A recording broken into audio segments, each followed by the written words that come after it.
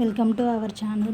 మనమే ఇక్కడ చూడండి, కాకరకాయలు, తెల్ల కాకరకాయలు కట్ చేసి అందులో సాల్ట్ వేసి కొంచెం పసుపు వేసి మనం ఇలా చుట్టుకున్నట్టు చేసి ఒక ½ అన్ అవర్ అలా ఉంచేసుకోవాలి. పెట్టుకున్నాక తర్వాత ఇక్కడ బౌల్ తీసుకొని అందులో నువ్వులు అలా వేసుకోవాలి. తర్వాత అవి కూడా తీసి పక్కన పెట్టుకోవాలి. తర్వాత నెక్స్ట్ ఒక ½ అన్ అవర్ తర్వాత ఇలా పిసుకుతూ ఇట్లా కడగాలి వాటర్లో. తర్వాత వాటర్ వచ్చి ఆయిల్ పోసేసి అందులో మనం దంచుకున్న వెల్లుల్లిపాయ, జీలకర్ర, ఆవాలు వేసుకున్న తర్వాత ఇలా ఉల్లిపాయలు, కరివేపాకు వేసుకొని ఒకసారిలో కలుపుకోవాలి. కలుపుకున్నాక వేడిపోక ఇలా కొంచెం అల్లం వెల్లుల్లి పేస్ట్, ఇక్కడ చూసారా, ఇది మనం వేసుకున్న నువ్వులు దంచేసుకోవాలి.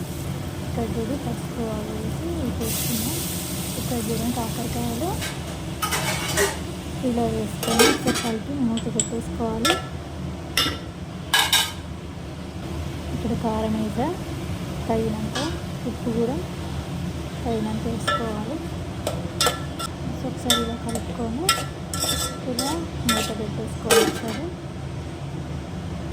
తర్వాత ఒక 5 మినిట్స్ తర్వాత మళ్ళీ తీసి ఇలా చింతపండు పోసుకోవాలి. ఆ నువ్వులు కొన్నాళ్ళు పడ్డాయండి కింద, అందుకని అందులో వేసుకోవాలి. ఏం కాదు, బాగుంటుంది. ఇలా కొన్ని వాటర్ పోసేసి